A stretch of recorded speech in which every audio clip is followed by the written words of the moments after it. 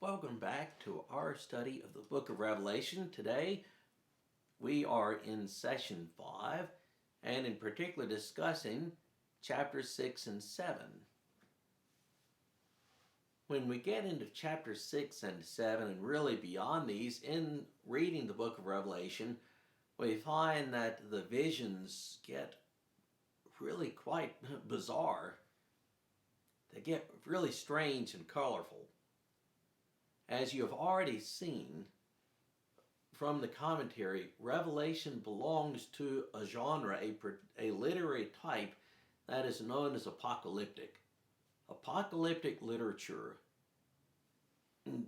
takes the reader into a world that is quite different from our own. Apocalyptic literature takes us into a different world that may seem strange to us. This is a world where symbols and images are used to convey truth, where symbols and images are used to convey truth just as much as the literal meaning of words on the page are. It is a world where numbers convey meaning beyond simply what the numerical value is. It is a world where there is black and white. It is a world of good and evil. This is a world that lives in light of the end of the age. Apocalyptic literature does tend to focus on ultimate reality, the coming end of the age, the return of Christ, the day of the Lord. Apocalyptic literature is found in places in the Hebrew canon in the Old Testament, Isaiah 24 through 27, in Ezekiel 38 and 39, in the last half of the book of Daniel, several chapters of Zechariah, even in the Synoptic Gospels, there are portions that are apocalyptic. Mark chapter 13, Matthew chapter 24, Luke chapter 24 are all relatively apocalyptic. And we even see some portions of Paul's writing that are somewhat apocalyptic, but most famously, we find Revelation. Revelation is probably the most famous example of apocalyptic literature in the Bible, and perhaps is the best example of apocalyptic literature that we have in the canon. Many of Revelation's images seem to draw from or seem to be similar to images or visions in Daniel and Ezekiel. One of the really important things for us to remember as we get deeper into Revelation is that this is the importance of symbolism. These are real visions that John sees. These are real visions that he sees. We know where he received them. We know approximately the time frame in which he received them. But to take everything at Revelation, to take everything in Revelation literally, is to fundamentally misread it.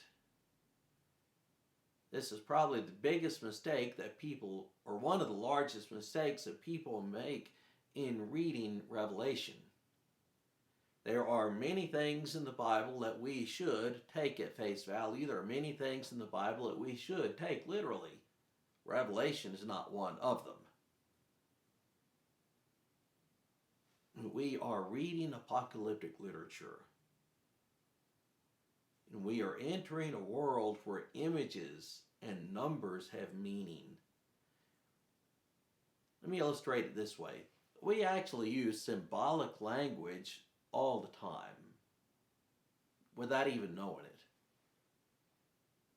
We in political speech now refer to red states and blue states.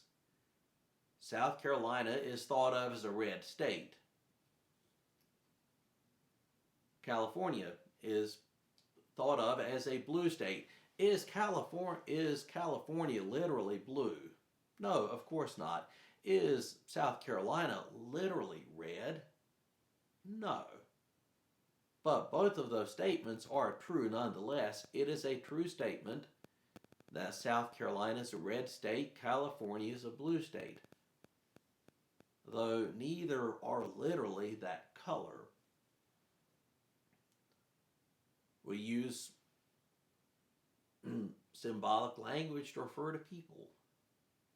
You're watching a football game, and a linebacker is referred to as being a monster. Does that literally mean that the linebacker can breathe fire like Godzilla? Or has large fangs and claws? No. All it means is that this linebacker is big and fast, powerful, aggressive. That's all that it means. We might refer to someone being a machine. In referring to someone as being a machine, we're not saying that that person is somehow a robot or a cyborg.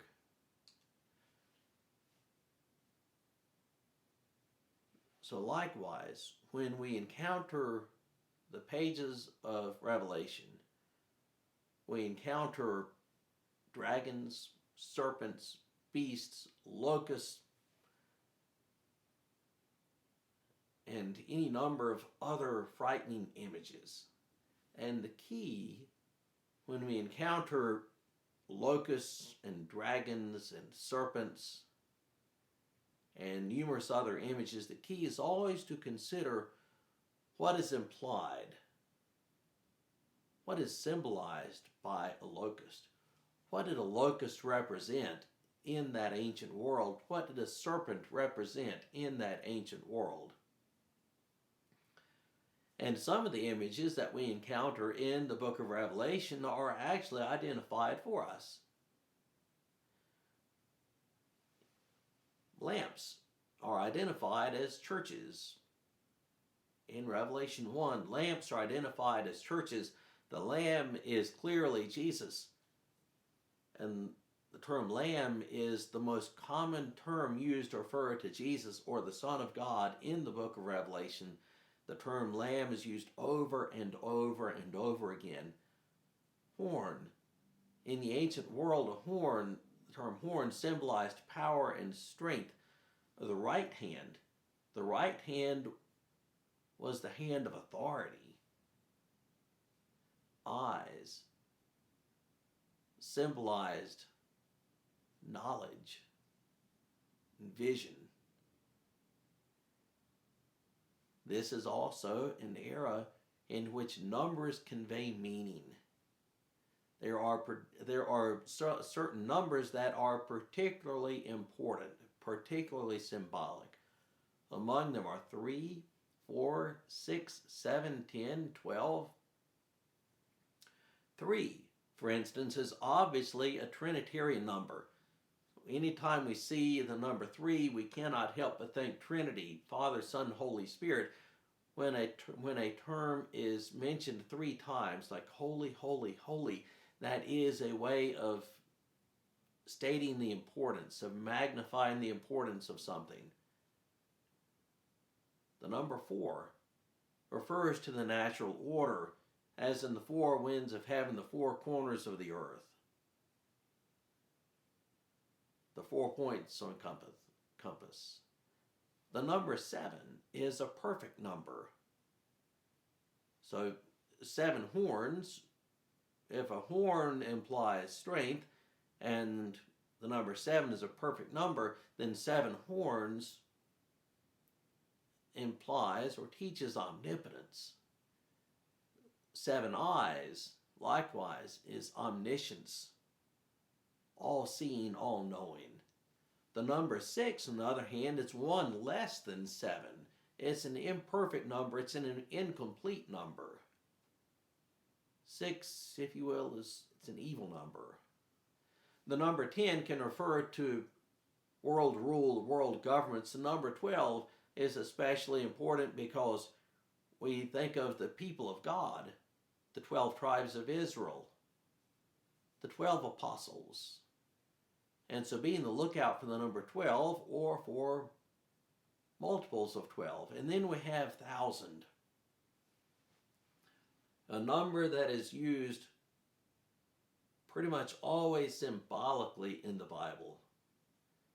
The Old Testament, God showing mercy to the 1000th generation. Does that mean that the 1001st generation is automatically cursed? No, I don't think so. Or likewise, the cattle on 1,000 hills belong to God. Does that mean that the cow on the 1001st hill does not belong to the Lord? A day is as 1,000 years, and 1,000 years is as a day.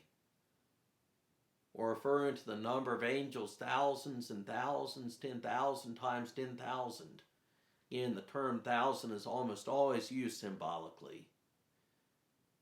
So we now enter into Revelation, a book of deeply symbolic language, where visions and numbers mean things. When we encounter numbers like these, 3, 4, 6, 7, 10, 12, think about what they would have meant. Think about what is implied by the number.